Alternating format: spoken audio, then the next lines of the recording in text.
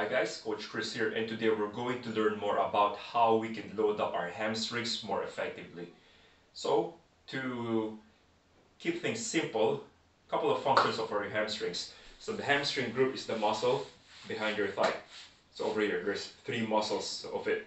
Okay, so one of the jobs of the hamstring is, if I stand up, allow me to extend my hips. So extending the hip is one of its jobs, and as well, bending the knee.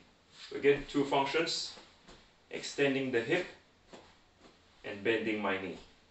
Okay, now there are two secondary jobs of the hamstring is to help me rotate the shin bone. So we see the shin bone, whenever I rotate inwards, the shin bone in my toes are pointing in. It's the inner hamstring that's working. Whenever I rotate my shin bone out, it's the outer hamstring that's working. So it's got four basic functions. Now, to load it up in a very safe way, we'll be doing an isometric contraction. What it is our body would be in a fixed position. There's no movement, but there's a constant load that's been occurring, or an increasing load that's taking place. So we will be playing around between 20%, 40%, 60%, 80% and 100% loading on this one. So get into a figure 4 position. So for some of you might get a better feedback on your hamstrings with this belly button close to the inner thigh position, or some may get a better feedback from this position. So whatever position that suits you the best, stick with that one. That would be your point of entry. So for my case, I find it better this way.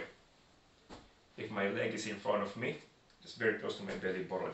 So I'm purposely keeping my knee slightly bent, and I'm having my hands on the floor, allow myself to keep my back straight as I lean forward.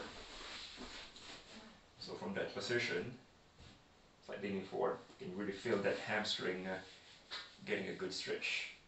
So what I'll be doing now is having the intent to bring the floor down, or even break the floor down, using my hamstring. Okay, back part of the leg. So let's start on by applying 20% effort, pushing that whole leg down. 40%, you feel the muscles here starting to work. 60%, 80%, really pushing the floor down, pushing the floor down.